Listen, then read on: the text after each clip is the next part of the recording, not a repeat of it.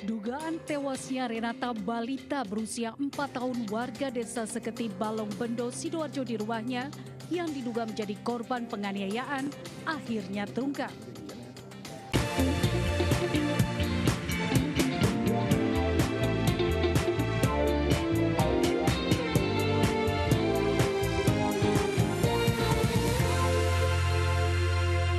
Seorang nenek tunarungu dianiaya oleh dua perampok di rumahnya di Kabupaten Bungo, Jambi. Pelaku mengambil paksa 2 cincin emas yang ada di jari sang nenek seberat 7 gram.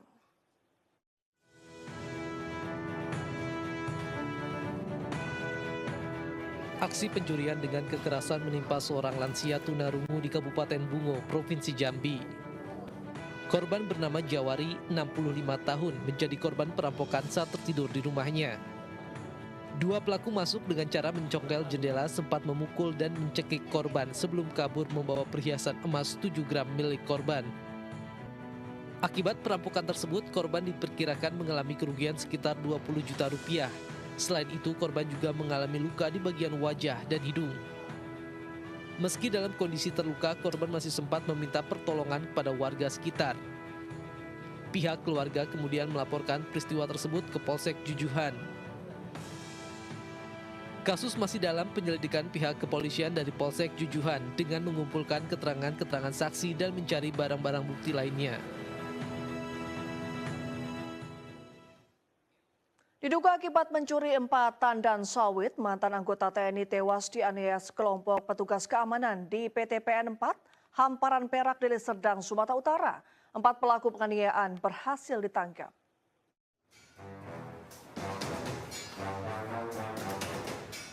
Polisi berhasil menangkap 4 orang pelaku penganiayaan yang berujung tewasnya seorang mantan anggota TNI yang mencuri sawit di PT PN 4 Regional 2, Desa Bulu Cina, Kecamatan Hamparan Perak, Kabupaten Deli Serdang.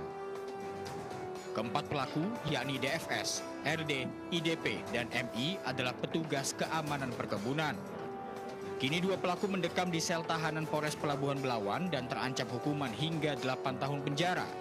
Sementara 2 pelaku lainnya yang merupakan BKO TNI yang menjaga perkebunan diproses oleh polisi militer.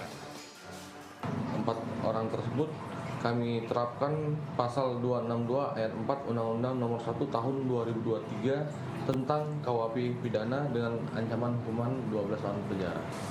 Masih kami dalami pelaku-pelaku lain yang terlibat dalam kejahatan tersebut.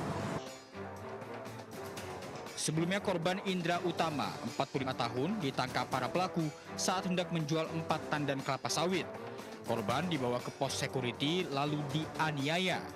Mengetahui korban sekarat, para pelaku lalu membawa korban ke klinik, namun korban meninggal dunia di perjalanan. Dari Medan, Sumatera Utara, Yuda Bahar, iNews melaporkan. Seorang pria di Tiga Raksa, Tangerang, Banten ditemukan tewas penuh luka di kamar rumahnya. Ironis, pelaku pembunuhan ternyata sang istri. Seorang pria ditemukan tewas bersimbah darah di dalam kamar rumahnya di Kecamatan Tiga Raksa, Kabupaten Tangerang, Banten.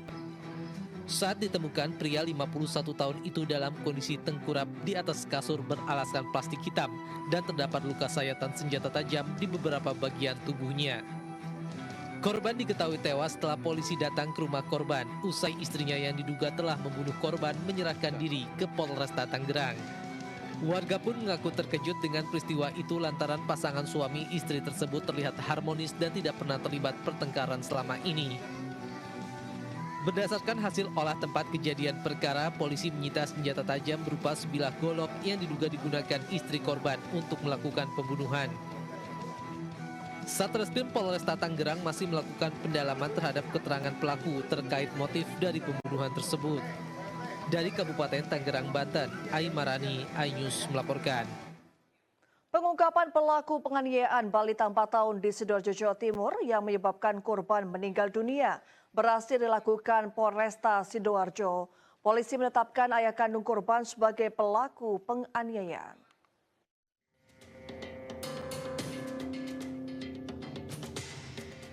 Dugaan tewasnya Renata balita berusia 4 tahun warga desa Seketi Balong Bendo, Sidoarjo di rumahnya yang diduga menjadi korban penganiayaan akhirnya terungkap. Setelah melihat hasil otopsi terhadap tubuh korban dan upaya penyelidikan, Satuan PPA dan TPPO Polresta Sidoarjo menetapkan ayah korban AR sebagai pelaku penganiayaan yang menyebabkan korban meninggal dunia. Dari hasil pemeriksaan diketahui jika pelaku kesal terhadap korban lantaran terus menangis menanyakan ibunya yang meninggalkan rumah tanpa pamit karena masalah rumah tangga dengan ayah korban.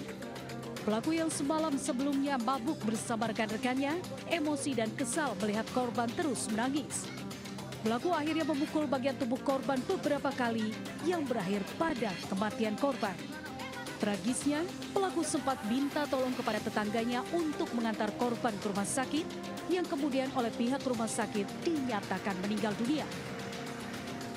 Dari hasil pemeriksaan kami dan hasil otopsi, sudah dapat mengerucut kepada pelakunya, dan di sini sudah kita tetapkan sebagai tersangka terhadap ayah korban itu sendiri yang berinisial. Untuk kepentingan pemeriksaan lebih lanjut, saat ini pelaku diamankan di sel tahanan Polresta Sidoarjo. Sementara korban telah dimakamkan keluarganya di pemakaman umum desa tempat tinggal korban. Dari Sidoarjo, Jawa Timur, Pramono Putra, iNews melaporkan.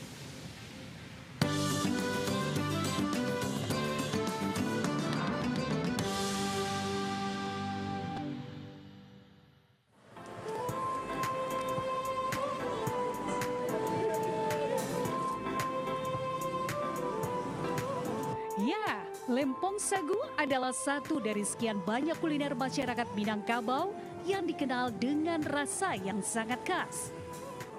Dibuat dari adonan tepung sagu, pisang, kelapa, dan gula merah, makanan satu ini merupakan salah satu menu wajib di saat bulan puasa yang selalu diburu pembeli. Seperti usaha lompong sagu milik Ani yang terletak di Simpang Bypass Kuranji, Kota Padang ini. Proses pembuatannya pun cukup sederhana. Pisang yang telah dikupas dicampur dengan tepung sagu dan diberi gula merah, kemudian dibungkus dengan daun pisang. Selanjutnya lompong sagu dibakar di atas bara api dengan menggunakan sabut kelapa hingga berwarna kecoklatan dan aromanya tercium harum. Memiliki cita rasa yang khas dan kenyal, kuliner ini dianggap cukup mengenyangkan untuk mengembalikan energi setelah seharian berpuasa. Makanan ini banyak digemari anak muda juga yang suka ini, orang tua. Walaupun anak kecil masih suka nih makanan lompong sagu ini. Rasanya enak, gurih, kenyal-kenyal gitu, manis dikasih gula merah di tengahnya kan. Dalam sehari, biasanya penjual bisa membuat hingga 200 bungkus lompong sagu. Dan untuk satu porsi lompong sagu dijual seharga Rp5.000 saja. Biasanya kudapan ini sangat nikmat jika disantap dalam kondisi hangat bersama segelas teh manis saat berbuka puasa nanti. Dari Padang, Sumatera Barat, Budi Sunandar, iNews melaporkan.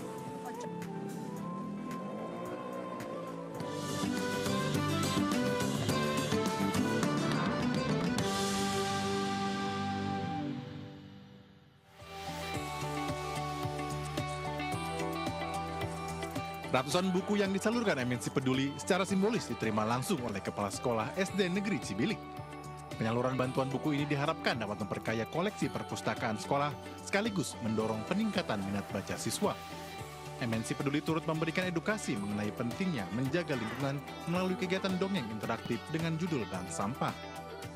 Pendekatan ini bertujuan untuk menanamkan nilai kepedulian lingkungan secara menyenangkan dan mudah dipahami oleh siswa sejak usia dini. Selain itu, dalam rangka memperingati Hari Sampah, kegiatan turut diisi dengan pembuatan prakarya berbahan daur ulang yang melibatkan seluruh siswa sebagai bentuk implementasi budaya ramah lingkungan di lingkungan sekolah. Membuat kerajinan tangan. Dari apa? Dari kardus.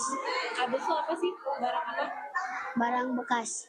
Terima kasih sekali bahwa seluruh kegiatan MNC Peduli pada hari ini sangat besar manfaatnya. Dari mulai bentuk bantuan buku, itu jelas manfaat sekali untuk anak-anak kami. Kemudian latihan dalam mengolah sampah, membuat daur ulang sampah. Melalui kolaborasi ini diharapkan SDN Cibilik dapat terus berkembang sebagai institusi pendidikan yang tidak hanya unggul dalam literasi, tetapi juga percontohan sekolah hijau yang berkelanjutan di Kabupaten Sukabumi. Dari Sukabumi, Jawa Barat, Budi Setiawan, iNews melaporkan. Pemirsa jangan kemana-mana, Buletin iNews Pagi kembali sesaat lagi.